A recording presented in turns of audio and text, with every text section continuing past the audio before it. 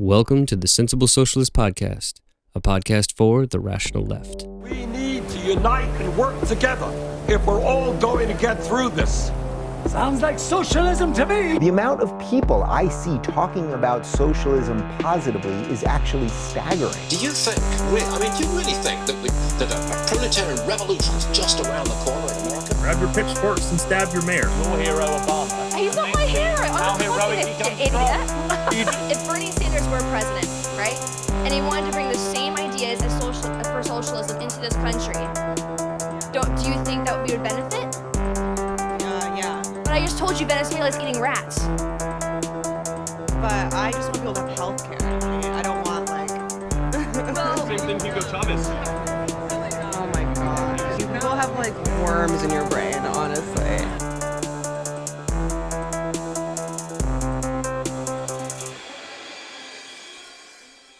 Welcome to the Sensible Socialist Podcast, a podcast for the rational left.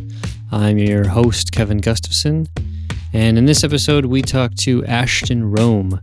Ashton is a longtime leftist political activist and organizer, and recently wrote an article in Left Voice about the sort of fascist potential backlash that can come from the current economic crisis that we're in and the social unrest revolving Black Lives Matter, and how that will likely engender some kind of reaction and the fascistic tendency of that reaction.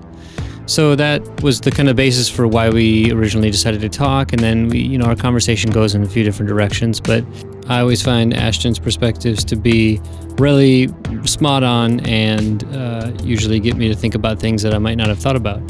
So without further ado, here's my conversation with Ashton Rome.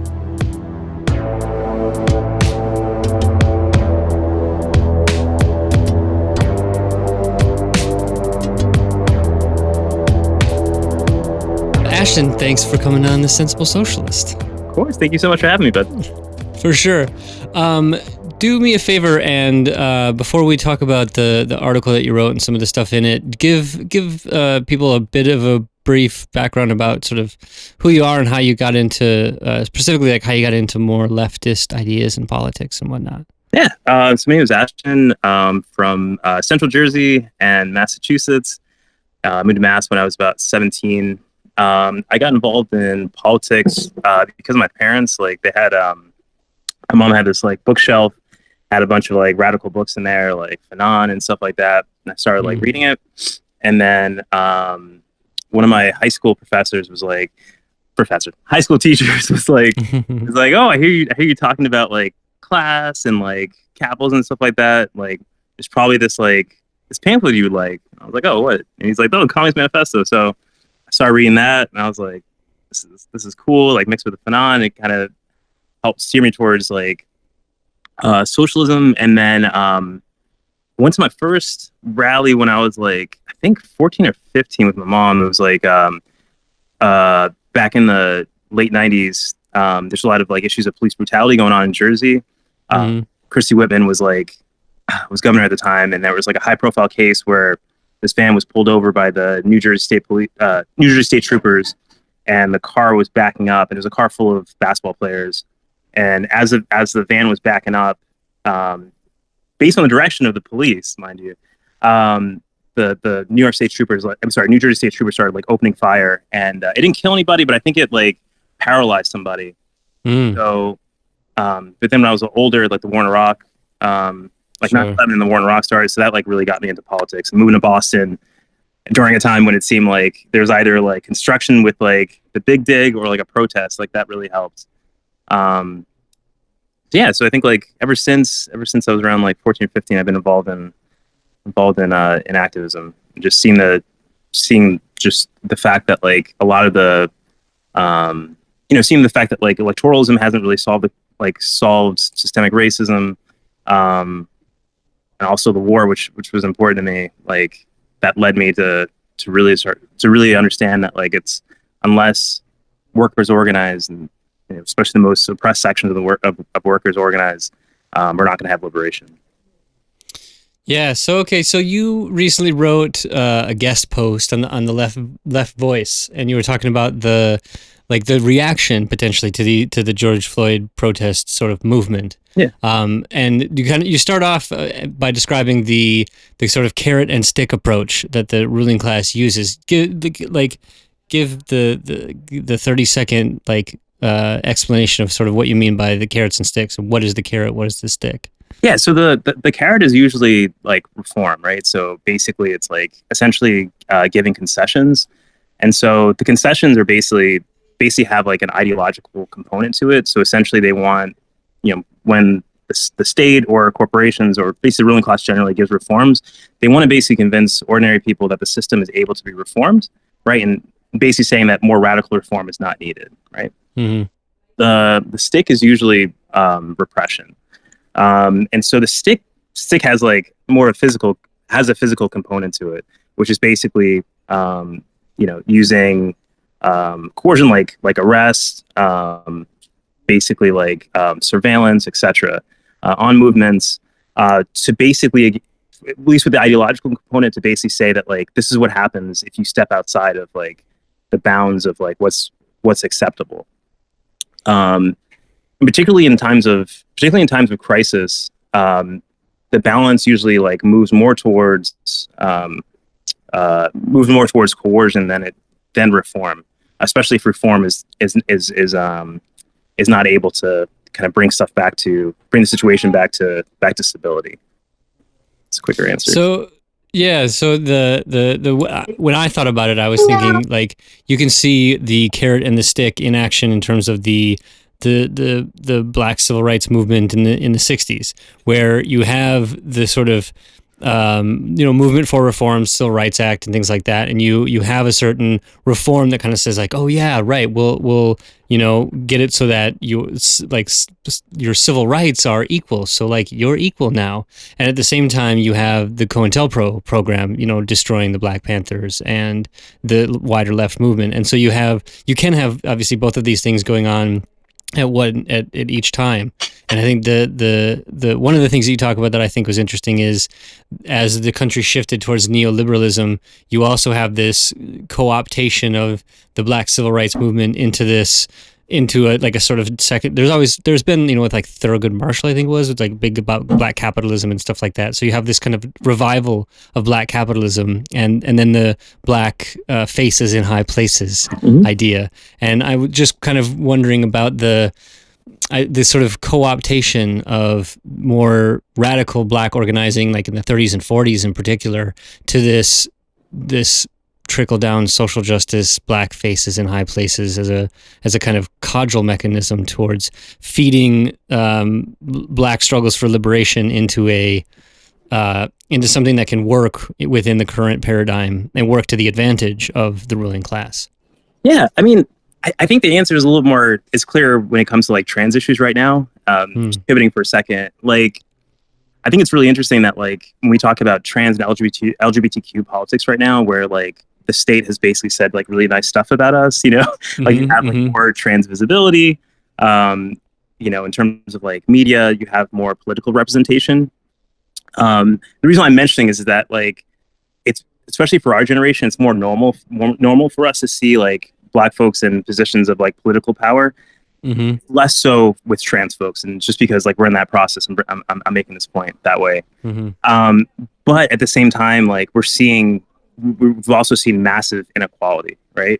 We've seen like we haven't seen the improvement in material conditions for trans folks, for example, right? But then you also still see the trans issues being used as a wedge to basically divide working people, or for political expediency as well.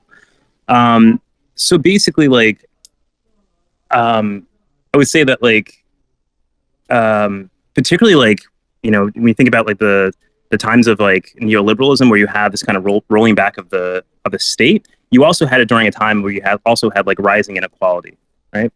And so there's always a question of like, how do you deal with like this massive reserve of like unemployed people, particularly like an oppressed section of that, right? In the period before, you saw the explosion of like groups like Black Panther Party. You saw explosions in like in the workplaces in Detroit, like revolutionary workers, like Drum, for example. So it's basically like how do you contain that, right? And so during a time where like black power in terms of black representation did not exist in Wall Street and in other like kind of halls of power, like political halls, Capitol Hill or whatever. Yeah, exactly. Like that demand seemed pretty radical, right? And so you had these two opposites, right? One was basically saying that like capitalism cannot provide black liberation, right? Another model was saying that like yes, we can have you can integrate black folks into the halls of power, and then because we have now representation, they'll advocate on behalf of like poor black folks, right?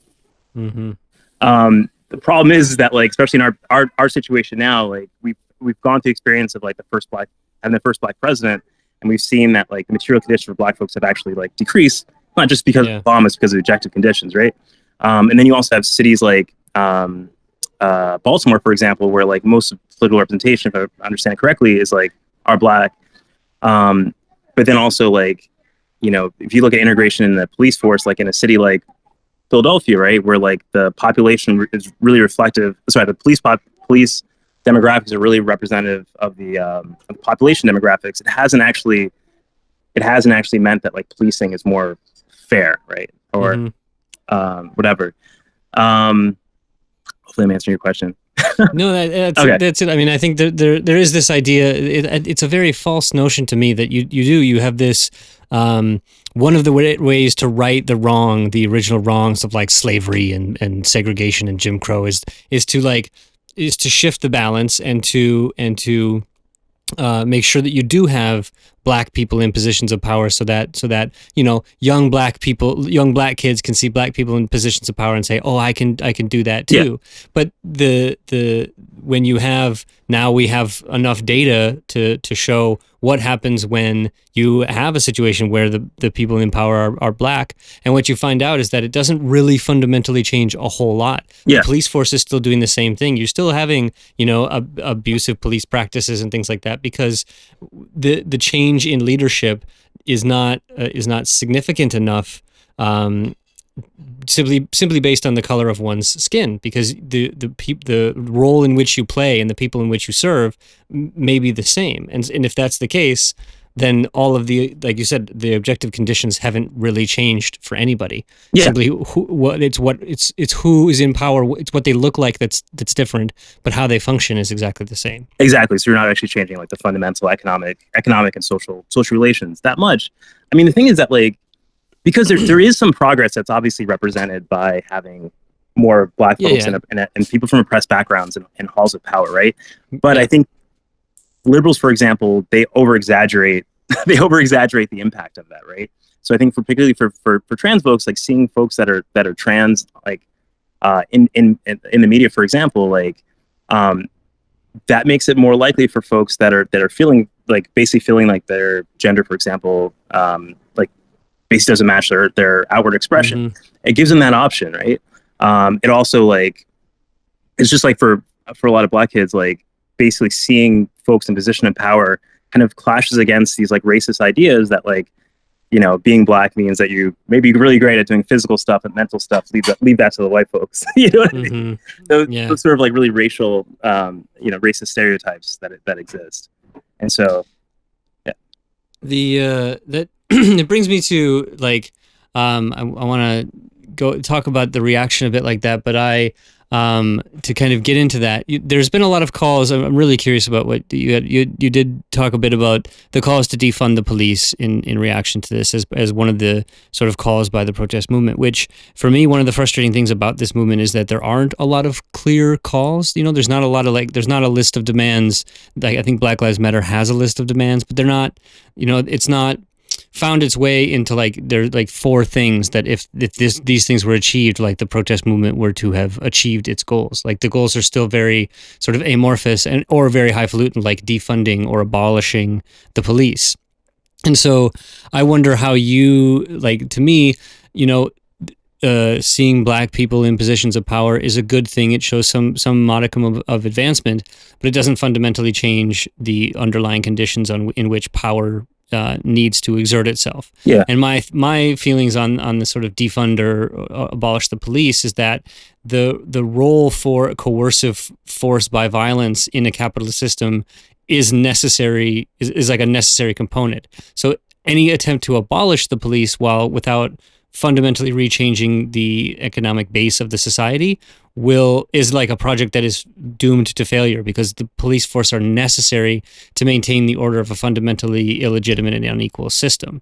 So like that's how I guess I see that. I'm wondering how you do you like agree with that assessment, or how do you see the calls for like defunding or abolishing the police? Yeah. I think so. I do agree with it. I mean, sorry, I should say this. I do agree with the demand for like defunding the police. The calls for abolishing the police, I think, are like really vague, like you were saying. I think what's kind of interesting, like just kind of taking it in a different direction, is that like how the Democratic Party has kind of like reacted to it, right? You have like kind of Bernie Sanders, who kind of represented, you know what I mean, like the left wing of the Democratic Party, responding to that demand by basically saying that like, you know, we need to give them more money, right? More money, yeah. Yeah, exactly. I mean, the same thing with Biden, right? But I think like on I think like some city councils, so for example, like Los Angeles, Minneapolis, they've kind of like quote unquote responded to it, right? So LA promised to cut $150 million from their police budget, right? Which is like I think it's over $1 billion a year, right? Jesus. and so basically, like, I think the power of the demand is that like it's basically exposing the fact that like, basically at the same moment where we have like, rising inequality, like especially like since the beginning of like neoliberalism, instead of like actually like redistributing wealth by a liberal mechanism, redistributing wealth, we're actually like empowering the coercive aspects of the coercive institutions of the state to basically, like you said, kind of maintain kind of stable social and economic relations, right? Yeah, it's like you in the 1990s, you see the rising neoliberalism, the rising inequality, the non-investment in resources, the pulling away of in many ways the last vestiges of the New Deal. Yeah, and at the same time, a rise in crime that called for the like police and militarization of police. It's like, well, yeah, when you take away the benefits and a way that people can find at least even what would be called a middle class lifestyle, then crime is what falls in its place, because people need to eat, and the reaction that was made by both Democrats and Republicans in the 90s was throw police at it and throw money at police forces. And also a nice awesome thing to keep our weapons manufacturers going is we can just funnel military grade weaponry to police forces. I think that's the key thing. You know what I mean? Because I think when we think of like police are hungry, right? Police always want more power, right? More power to arrest folks. They always want more money, right? So there's a contradiction is that like at the same time, like we have the system saying very nice things about us, and we have like we enter more positions of power. I'm speaking about like oppressed people, right? They'll take our concerns about like extra political violence, like hate crimes and stuff like that. And basically reverse them, right? They'll use it as mechanisms to basically increase their own power, right? There's no irony that like some of the biggest like anti-hate crime laws that we've seen have also like increased funding for the police, which is why, unironically, Biden's response to this kind of new kind of wave of Black Lives Matter protests has been to basically say, hey, we need, I think it was like $30 or $300 million more for like for police, and of course, basically saying that like the issues are more around like funding and training, right? Not the fundamental nature of the police. Did I answer your question? Yeah. Okay, so like what we're seeing in this moment is a sort of dual crisis of the COVID-19 pandemic, the economic consequences of the sort of lockdown and the ill preparedness of our country to deal with a pandemic like that in terms of the economic consequences. And so you have these like twin crises that are going on at the same time. And then you have the sort of George Floyd, like in some ways a spark that just lights an already well kindled fire. And but in these times of like social and economic crises, which right now we're sort of having this dual we have an economic, a epidemiological, and a social crisis all happening at the same time. And you had like 3 months of people having to stay inside, like stir crazy. And so you have this perfect storm of situations.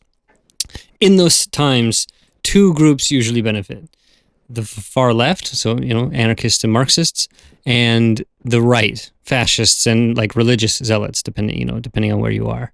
So part of the article that you wrote was really like I think making the sort of point that what we're seeing right now is potentially some kind of uprising, and every time you have an uprising or a rebellion or a revolution, you do invite the counter-revolution. And in this case, the counter-revolutionary forces are going to be and are already in some ways representationally fascistic. And so I guess maybe talk about, to me, I specifically have this concern in response to like looting and things like that when you potentially have and then I want to talk about the Capital Autonomous Zone and that too, like when you have that, but you have the president talking about the breakdown of law and order and the need to reimpose law and order. And that is, in many ways, I hate the term like dog whistled. I think that's dumb. I think that's actually a very clear sign of saying that we were going to use, and Donald Trump has said, we're going to, insurrection act this shit. We're going to we're going to call in the troops, as if it's a Rodney King style event, if that was even a legitimate use of the insurrection act as well. And so how do you see the sort of how this kind of goes? Yeah. It's always tricky, right? Like, because, for a long time, like the left's kind of been throwing around the word fascist for like, basically like whipping it around and, towards like anyone. Trump's been a fascist the whole time. Yeah. Yeah. And so like, it's kind of like this, right? Like, Trump can like, I think, let me put it this way. Like, I think when Trump like first got into office, like there's a lot of like comparisons between like Trump and like Mussolini and Hitler, like within mainstream press. And there was like this kind of like categorical analysis, like, well, Trump does this and Mussolini did this, so obviously like Trump equals Hitler, right? But I think it's the issue is that like you pointed out, the crises that we're in, and just like the level of crisis that we're in, right? Like, we're in an extremely unique period, right? And I think that like the more mainstream kind of left groups, I don't see them like really appreciating that enough, right? Like, it's basically like, what does Trump mean at a time when like we have this like historic decline of like U.S. global hegemony, right? Like, what does Trump mean when we have a time and like collapse of like confidence in traditional institutions of power, right? And what does Trump mean at a time when like we have like a growing approval of ideas of like socialism, right? And then also like we're at an economic crisis, right? That's like, we were already in recession. That was declared in February, right? Like, there's no real definition of a depression, but like we have depression level unemployment numbers, right? We may have depression. Well, we're going to have depression level evictions, like, when a lot of soon. Like a lot of the protections end, right? And so let's wrap up like Trump for a minute. Like, I think it was interesting about Trump, like when he first got into office, is that like you did see this like rise of hate crimes and stuff like that, which is it was more along like a longer wave of like rising in like membership in white supremacist groups, and also like hate crimes, etc. Right? So what was interesting about Trump is that like, when you think about like the Charlottesville like protests and stuff like that, he wouldn't condemn, right, the white supremacists and stuff like that. So that was like, man, that's dangerous, right? But it's also the fact that like the alt-right is like really, really small, right? And that's like kind of like what a lot of like leftists said, was that like fascism is needed during times of crisis to keep order, right? And it's like, well, it's not a time of crisis yet, right? We haven't seen like the large scale protests or growth, huge growth, historic growth, and leftist organizations, right? PSA is, they're a big organization, but they're not at the level, for example, that the Communist Party was in 30s and 40s, right? But I think like what's going on now is that like, you do have like this like we do have this like political violence that we've seen since the movement actually began, like the protests against George Floyd, right? Like in my area, there's an Air Force sergeant who, during the first protests in Oakland, went out and shot a allegedly shot a federal security guard, right? And then went out and shot a police officer in like a town near Santa Cruz, California, right? Wow. We've also like Department of Defense came out and said that a soldier was basically like passing classified information to a white supremacist organization that was just announced last week. We've seen folks driving cars cars and other vehicles into protests, right? And we've generally seen this like kind of rise in hysteria, right? And a CHOP is like an example of that, right? So for me, I'm like less concerned about like the quote unquote organized alt-right. They're really tiny, right? My issue is that like there's a lot of folks that are fascists that don't realize they're fascist, right? So I think like we're just like, oh man, the alt-right is just like super small. It's like when they get more organized and when they create their own organization, that's when we should be worried, right? No, that's not the case. It's like things develop, right? Things don't just like come into fruition like all at once as ready-made products, right? There's been this like this kind of like disparate type of like discrete type of violence, but they're inspired by this hysteria that like folks like Trump and then like the right-wing kind of media kind of whatever you call it, apparatus, whatever, has been stirring, right? And so I witnessed this in my town where like there's these fake Facebook Facebook protest events where like it would say looting on there, right? It was really obvious that like it wasn't from the protester. It was like it was too perfect, right? It's fitting a lot of like stereotypes people had about like the protests and then also like Antifa stuff like that. And so it was driving off this hysteria, right? And so it's not right like the alt-right that's responding to it, right?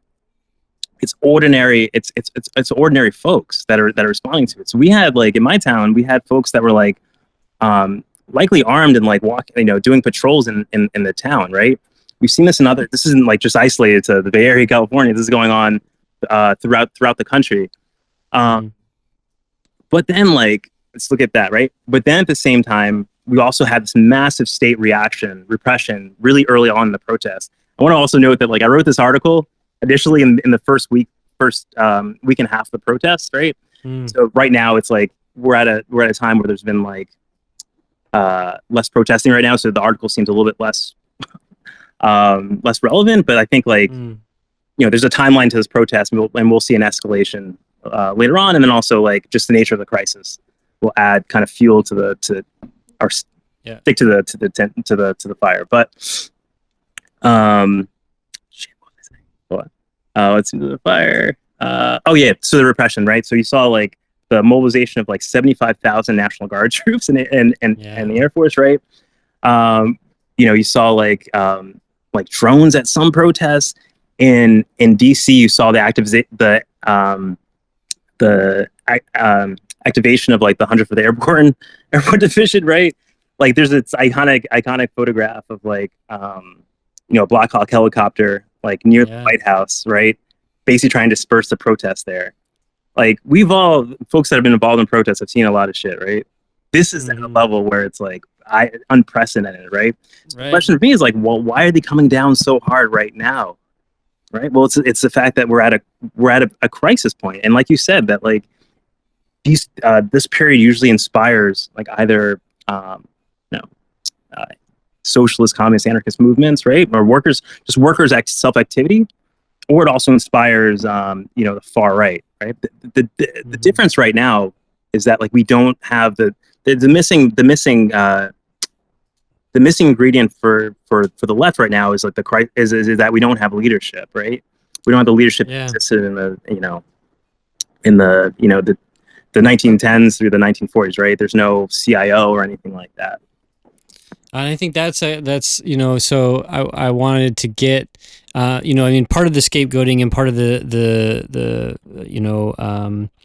hysteria that's being created is around anarchists and Antifa specifically, right? And I think this has been extremely hyped up surrounding sort of Chaz in Seattle. And so I'm wondering, one, just what you think of the autonomous zone in Seattle, and what are, what does it say about the police? Like, why would what is the perspective of the police in sort of abandoning the area? What do you think that why do that? What is their perspective? What is the ability for that to exist long term and have any kind of long term effects? And how does it I think fit into, in some ways, how does it fit into both the narratives, perspectives? What does it say from the left, and what does it say for the right? Yeah, I mean, there's always like political opportunism, right? I mean, for basically Trump, it's election year, right? And he also wants to whip his base up, so he's just like, this is like, this is sanctioned by like Mayor Durham in Seattle, and she approves that. Plus you also have like social city councilors, so this looks like, this is part of like, kind of like a takeover. Yeah, like a civil war, right? Yeah. Right. And I just want to touch on something real quick. I mean, like, it's not for nothing. Like, I think I was reading online that like around 40% of Republicans think like we're at the cusp of the Civil War. The right-wing media and Trump is kind of like adding to that, right? Yeah. So I mean, like, we got to be clear that like, basically, like, Seattle had Mayor Durham, before this protest started, was basically trying to get rid of the existing consent decree. It was part of like it was because of like a pattern of like I believe, if I remember correctly, I believe it was because of like a pattern of like misconduct, and I think also racial profiling in Seattle. So she was siding with the police. Let's be honest. And so again, like, Trump is going to take this and basically say that this represents like an existential threat, right? And you actually did see violence from, like, for example, like the Proud Boys coming in and like attacking folks.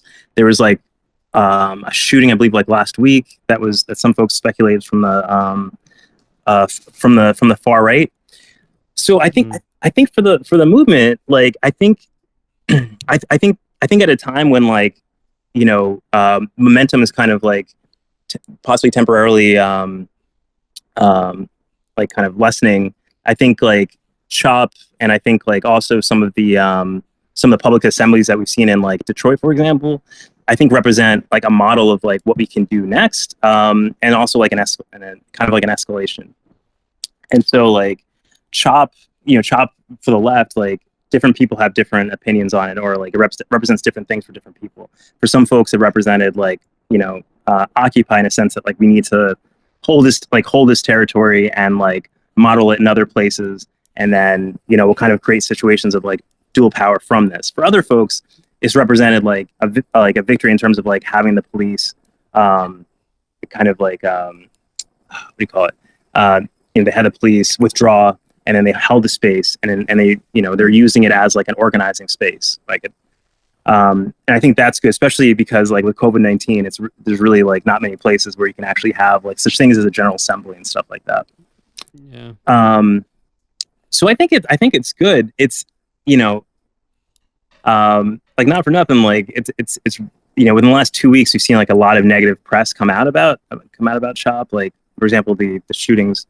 And and then also the cops saying that like they couldn't respond to instances of violence.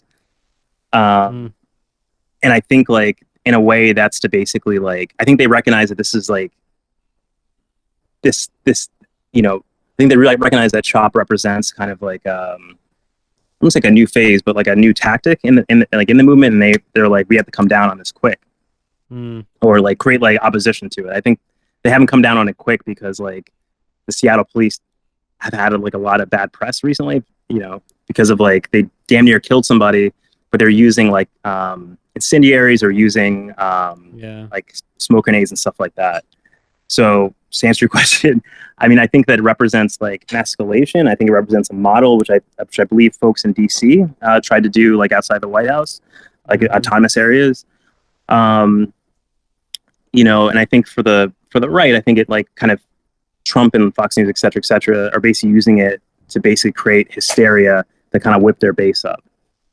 To me, it leads in, it dovetails well with the absence of leadership. I like part of me feels like it is playing like that kind of organizing style and this setup of autonomous zones to as an organizing space and to test out different kinds of things is a tactic. It may be where the movement kind of goes. Like you said, people are trying it in different places. Like, so there's a movement towards making those. And I think to me, it represents a kind of Occupy 2.0 kind of thing. Like you were saying, it's the same kind of tendencies in terms of more like anarchistic tendencies. It's intentionally horizontal and things like that, which are good, but they also, at least in my experience in Occupy, can cause, serious problems and not allow it to create a kind of leadership structure that can provide orientation and a sort of center of gravity and a certain set of tactics. And so, can it play the role of becoming bringing out leaders of the new movement, or do we need something else that would be able to do that? Can DSA do that? I mean, who do you think? What do we need to bring this together, especially when we're looking at, this is the kind of we're looking at the rise of fascist or kind of neo-fascist or proto-fascist kind of groups and forces. When you look at the experience of fighting in the 1930s, particularly in Britain, you mentioned that the experience of the importance of having that kind of leadership role among trade unions and tenant organizations and things like that. And we don't have that right now. So how do we get it? What do you think? Yeah, it's tough. I mean, like, I guess how we get it is like by who's in it. You know what I mean? I think like I'm gonna touch on this in a really roundabout way, right? So when I was like organizing in Ferguson, I realized like really quickly that like movements learn from each other, right? So I'll tell like a really quick story. So basically, the protest started in Ferguson, but like started spreading into St. Louis. Like after the killing of like Von Derek, I'm forgetting his last name right now. Anyway, there was a lot of times there was like protests that kind of like led to nothing. Like basically like folks would march and it would just be like marching for miles, and it's like, Jesus Christ, where the hell is this thing going? It would kind of like dissipate. So one night in St. Louis, there was like a march, and it went to St. Louis University. And when the march went to St. Louis University, like students started coming out, and basically like, basically just out of curiosity, like what's going on here. And there was like an Occupy move, so they decided to actually stay. And I think it was like the next day after the occupation started, the administration started like responding to it and being like, well, what are your demands, et cetera, et cetera, et cetera, right? And so essentially the protest and the administration basically came up with like basically had like discussions, came up with an agreement. And so there's one wing of the folks out there that were like, hey, we just need to stay, yada yada yada. Well, some of the folks that were in leadership were like, hey, we can't just stay. The one thing that we learned from Occupy is that we can't just occupy for the sake of occupying, right? Yeah. And that like, basically like the whole point of this isn't just to hold space, it's actually it's actually to take power, right? And so taking it from that, let's go like going back to kind of the early civil rights movement.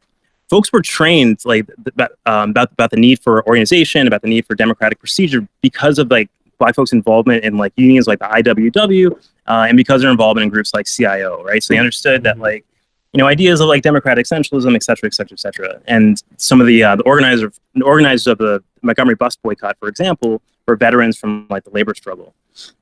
And so they naturally understood like the need to engage, the need for like mass organizing. And so my point is that like we have to bring like I think the key thing is like to have socialists like bring lessons from past struggle into this movement. I think that's firstly. The second thing is that like again like we need to have, for example, like organized labor involved more, and I think that will help kind of like start building kind of like hopefully democratic structure within the movement. I will say though that like part of the role of like the Democratic Party though is like basically I want to like water down the the demands, but also to like basically like kind of like just promote the most like kind of moderate demands of the movement, right? So I think that like social intervening should bring lessons of the past struggle, but it has to be also to like build democratic structure within the movement. So like essentially the leaders that emerge should be leaders that are essentially like elected, right? And just add one more thing, like in Ferguson, like my group came out, like one of our earliest demands was for like democratic, was actually have like something like a general assembly in Ferguson, because like, you know, we needed, you know, there needed to be a way that like ordinary people can like plug into the movement, decide where it's going, because as we know, right, that it's like essentially struggle that's going to help radicalize people the quickest, right? And essentially like because we haven't had a lot of protests, right? Because we, you know, low level unionization, et cetera, et cetera, et cetera. The subjective factors aren't there, right? There needs to be debate, right? There needs to be debate between different sections of the movement. There also has to be evaluation of like, you know, the tactics and the strategy. So, say it simply, like I think that like, you know, what's going on is a reflection of like who's involved, you know, and like I think like basically like I think we've had more unions involved. Like I think that could help bring a level of organization to it. But I think as a left, we have to recognize that we're still in the early phase of this, and we have to like support the movement. I think part of that is like creating democratic space like within these movements, so, like having weekly or daily general assemblies or something like that, depending on like kind of the pace and militancy of the struggle. This is not a protest movement, I think, led particularly by or for particularly Marxist or socialist or communist ideas, right? This is very particularly about I think the dual sort of general racial inequality and racism and the consequences of a long history of racist structures and the long legacy, the long shadow that casts, and then the police and their particular role in it. So how do you see? You know, I've had many discussions with people about the kind of need to connect this back to an analysis of capitalism and class relations, not in a sort of class reductionist way, but as as a kind of the very shorthand I always say is that I think when you talk about the struggle of racism, look, when you have Bank of America and Jeff Bezos and people like this who are able to use the language of that movement to their own ends, then this is obviously not a fundamental challenge to the status quo, really. And so what you don't have is the kind of challenge to the base economic system in at least this protest movement that at least I see now. And so the role but when you're looking at racial issues, to me, from my perspective, that getting rid of capitalism is a necessary but not sufficient condition for dealing with racial inequities and racism in terms of both the human minds and the systemic ways in which they are instituted in society. So I don't think that getting rid of capitalism will immediately get rid of racism, but I think you won't be able to get rid of racism until you get rid of capitalism. And so for me, it's very difficult because I want desperately to end racism, structural racism, the inequities they're from, but I don't believe it's going to be possible in the context of a capitalist mode of production. So to me, it orients me back towards wanting to change the base mode of production. But for a lot of people, that feels kind of tone deaf to the racial quality of this particular social movement. And so I guess I'm wondering how you thread that needle as somebody who is focused on changing the mode of production, but who is also potentially more plugged in or sensitive to the racial dynamics of this current movement. Yeah, I mean, I think that we have to like look at the fact that like capitalism needs the exploitation of workers, and a necessary condition for that is basically the super exploitation of like one section of the working class, right? And also scapegoating, right? And then it's also just like increasing the unpaid labor of ordinary people, which we call exploitation, right? And so so think of it this way, like that's why like sexual oppression is like is is obviously a key point of like shoot, damn it, I just totally forgot my thought. Hold on a second. Let me take a step back. Whenever we talk about like the quote unquote economic issue, it always ties into race, just because of like the fact that like capitalism depends on the racial having like a super exploited section of the working class, which is because of our history, usually the black working class. It requires having more unpaid labor, and so like particularly when we talk about like in this current struggle, when we talk about teachers, right? The issue of gender is going to obviously come up, right? So like for me, it's like we have to talk about these issues because it's the reality of like capitalism, but also because we want to basically build a mass movement, right? And we have to like represent the broad interests of the working class. And so I think the cool thing about like this newer generation of like of protesters, for example, is that like they they have this like really intersectional perspective, and so they're starting to see that like if we're talking about like for example like police violence, like we also have to talk about gender, right? Like we also have to talk about like folks like Breonna Taylor that were killed, and then ask the question why, right? The benefit though is that like again going back to this is that we have a period of crisis, right? And so even if we were to say that like even like the most liberal leader in the movement, if they're going to say like what, we're just talking about police brutality, cool, just talk about police brutality, but we're also dealing with the fact that like we're about to touch on a period of mass evictions, right? Can we honestly not talk about the fact that like the police are going to have a role in that?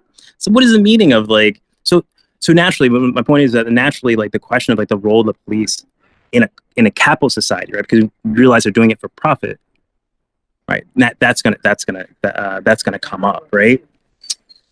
And then also when we're talking about the coming wave of austerity, right? The massive waves of like budget cuts, right?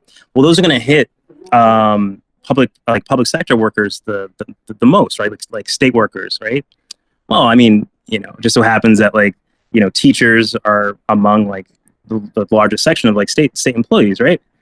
Well, they're most of those employees are women, right? And that's because of like some of the anti-racist legislation that was passed as a result of like the 60s and stuff like that, right?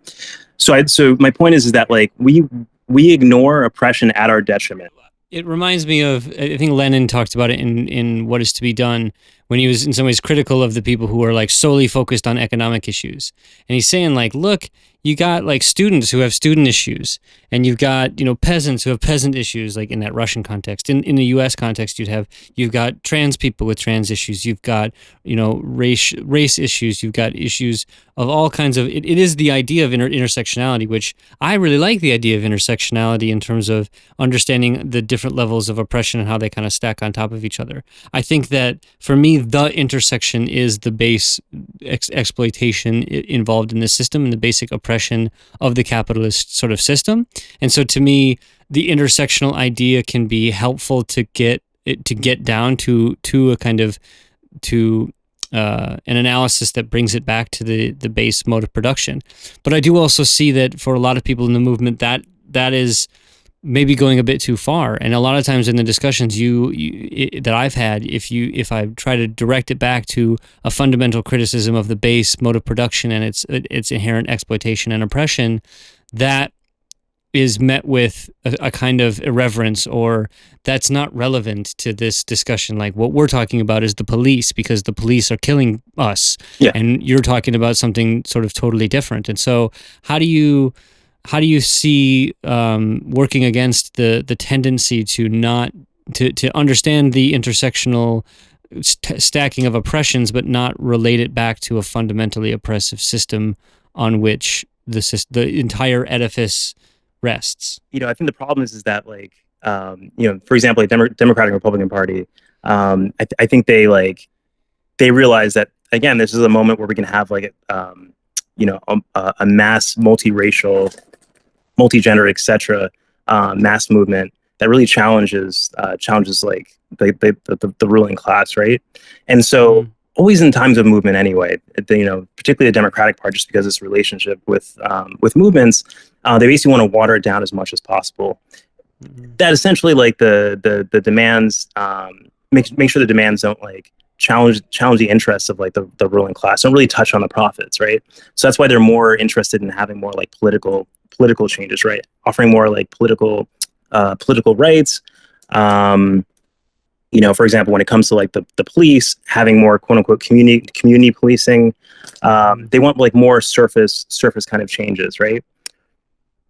The issue right now is that like because we're entering a period of like economic crisis, right? Just talking about one aspect of like the overall crises that we're going through, the connection to capitalism is made obvious for folks, right? And so that's like one point. And like I was mentioning before, like movements learn from each other, right? Like it took a long time for like class to enter our language again. It took a long time for like race to enter our language again. But social movements brought that up.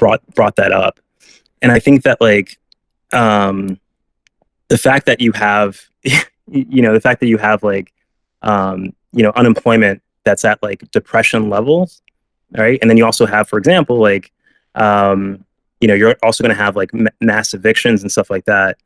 I think that like it's going to be really hard for people to say this is just about police, because the police's role is maintaining the system of inequality, this system of oppression, right? And so like on every issue that like folks talk about that affects Black folks disproportionately, whether it's like gentrification, for example, like displacement, right? Well, the police play a role in like enforcing gentrification, right? So I think I think the advice for us is to basically like not make race like a secondary issue, right? But to basically like use the issue of like anti-Blackness, how anti-Blackness is connected to capitalist exploitation and capitalist like profits, right? Dividing the working class, creating a super exploited section of the working class, and then also like using the police to basically deal with like any challenges like protests. Okay, yeah, I think that's good advice. I mean, it is sometimes frustrating because I always at least want to kind of bring it back, but it is important to let the revelation come. I think that is the helpful point of the connectivity of it isn't the amorphous problem of racism, but it is actually the problem of like racism as embodied and enforced by the police. And that does give us the advantage, like you said, of saying, yes, but what is the role of the police? Right. And if the discussion goes, well, if somebody thinks the role of the police is simply to oppress Black people, then you can say, but they're like the police do play that role, absolutely, but they also play other roles. Mm-hmm. And so the larger role that they play in society is maybe broader than, but encompassed by specific oppression against, Black people, but minorities in general. Yeah, for sure. And I think that like part of the problem is that like a lot of like kind of like the Democratic Party basically wants to like condemn racism and condemn police violence, but then like not condemn capitalism, right? But not seeing how like police brutality and racism are basically needed, are essential to the rule of capital. The need for a party that doesn't just take a knee and do some kind of performative act, but that actually fights for the people that it supposedly represents. I mean, is to me there's a theme of the last several episodes of this podcast, but I think many conversations, which is the desperate need for a third party, a socialist party, a left-wing party that can be a challenge to the Democrats and Republicans, and actually fight for working people, which is, I think, what we all are desperately looking for, and we need to work towards. Yeah, absolutely. All right. anything that I haven't asked you about that you want to make sure that that we talk about? I mean, I asked all the questions I had from the article, which I'll link obviously in where I post this, and people should check it out because I think it's a good article. But thanks, anything man. that you wrote in there that you want, or anything else you want to cover? Yeah, I mean, I guess just kind of reiterating the point that like I think that I think maybe there's like a fear amongst like some sections of like the left not to use the F word, like fascism, because like you know it's been thrown around so much and it's kind of lost its meaning. And I think also the point is that like whenever like for example liberals use the word fascism, especially when it has to do with like for example Bush or like Trump, to basically say that that's why we need to vote for whatever bullshit neoliberal candidate they come up with, right? But like I think that like we have to acknowledge the crisis that we're in, and to basically acknowledge the fact that like this is you know that it is developing at the same time that we're seeing this like increase in strike actions, and we're seeing like an increase in like social protests like this. And so I think we need to our tactics need to be informed by that, right? So I think like we have to bring up the economic issues as well. And I think luckily, but like I think because of the nature of the crisis that we're in, it's going to be very easy to tie in, for example, like health inequality to racism. It's going to be it's going to be easier to basically like show how this is like a result of capitalism, and basically show how the system that to really talk about the system that the police protect, which is capital, right, and protecting capital's prestige and their class position in a really inequitous society. So the reason why I mentioned, for example, like the book by the Communist Party MP is that like I think there's some tools that we can take from that, which is like bringing up like economic issues. We could do that in a way that doesn't make race like a secondary contradiction, right? We could talk about the fact that like Trump really doesn't have a plan to really deal with like mass evictions, and the reason why some of these like small business owners are like maybe like attracted to like calls to like liberate, for example, like Michigan, stuff like that, is because of the fact that like the Small Business Association, their benefits didn't actually go to like small business owners. They went to like huge corporations, right? So we have to expose that. To your point, though, if we had an actual like left alternative, it'd be much easier to do it because we can call out both political parties and be like, this is an alternative. But unfortunately we don't have that. We also don't have like the media mechanism. But your channel, for example, is awesome. And it's helping. It's helping to. It's a small drop in the bucket, I guess. Yeah, it's like legit. It's cool, man. It's really cool. Well, thanks. Yeah.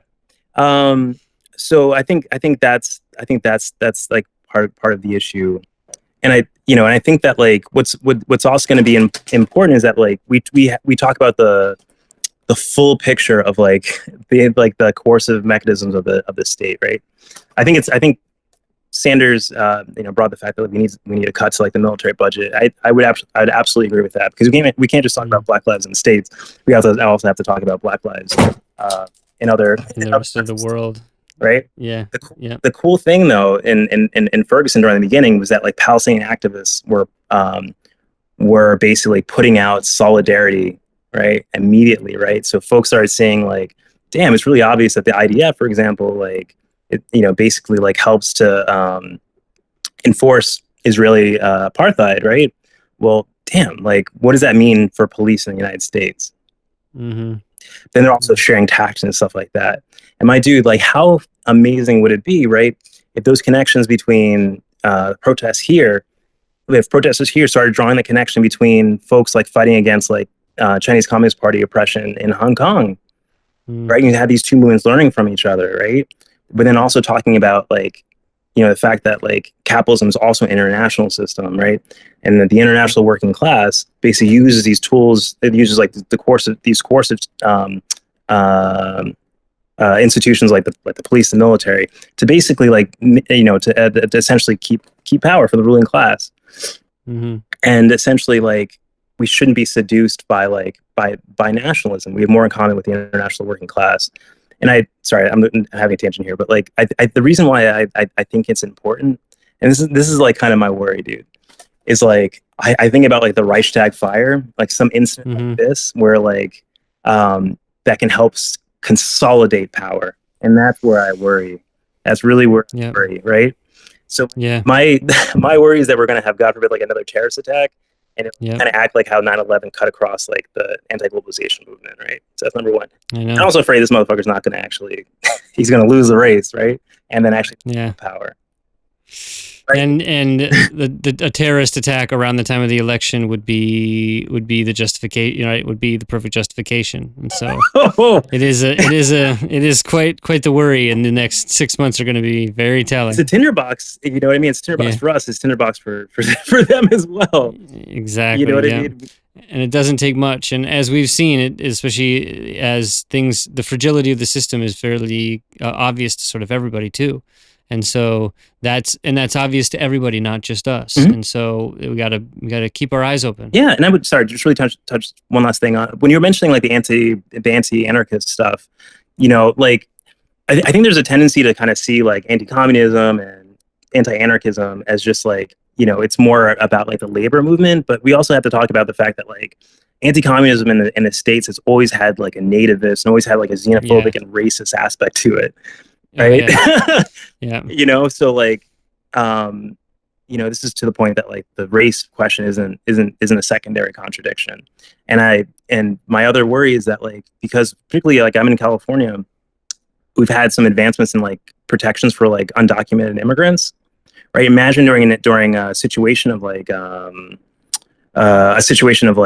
massive austerity, which we're going to enter in. California has a budget deficit estimated at like $54 billion. That's what Gary Newsom says.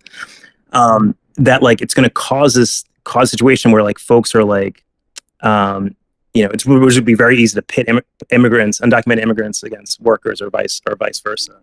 Yeah. Right. And so we really have to talk about race and kind of the other like other oppressed identities in our society, because if we don't, we know that the other side will. Yeah. So.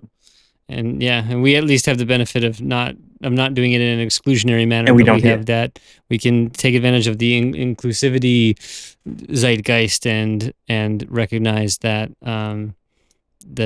that's a strength as compared to it's one thing that the left has that the right doesn't have, which is that they can't consolidate. They can only consolidate smaller groups of people that you know, can do certain things. But the nice thing about the left is that it can be a mass party in the way that fascists have a harder time doing. Yeah, because they're inherently exclusionary. And they are, right. But I think like I just looking at the scene this way, like you have like, you know, we do have the Democrats and Republicans. We don't have like a third party or anything like that, right? We also have like a spattering of these like militia and far right groups, right? Yeah. You know, like there is potential, just like for us, of like the development of like a far right party or like, you know, a far right organization, right? That can really link these things together. And I think unfortunately, like race has been a great organizer. You know what I mean? Race has been great of, you know, to like, you know, basically like to split apart class solidarity, to also like win policies that are against the interests of the working class, like cuts to social welfare programs in the 70s, right? I think also, you know, we got to also check nationalism, right? And this is where the hegemony issue comes, right? We have this like bipolar issue where like, you know, we have Trump, where he's just like, I'm against globalism, right? But he's got folks in his cabinet that are globalists, and then you got folks that are nationalists, right? So you got these two kind of tendencies, and we've had that in plenty of other times in our history, right? I think that's from the foundation. We've had this like kind of divide between like folks that want an empire and folks that don't. I think that like that is a ripe kind of like nationalism, right? Like a make America great again could also capture that decline of U.S. hegemony. That could be like also the basis for like the consolidation of these of the far right, like a creation of a far right party. So I think on all these issues, like we need to start speaking on. Hopefully that made sense. Yeah. No. Yeah, I agree. Okay, cool. Yeah. Thanks for talking to me. I really like the article, and awesome. I always appreciate hearing your point of view and stuff, and a great excuse just to talk to you. Yeah. So all right, man, it was good talking to you.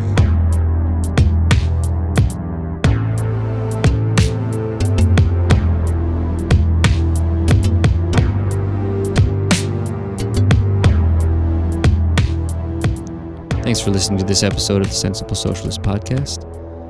This podcast is supported by listeners like you, and no advertisements or anything will ever be said. If you want to support the podcast, please go to patreon.com/sensiblesocialist and give today. Also, please give us a review or a rating on iTunes or wherever you listen to the podcast, as it greatly helps. All right. See you next time.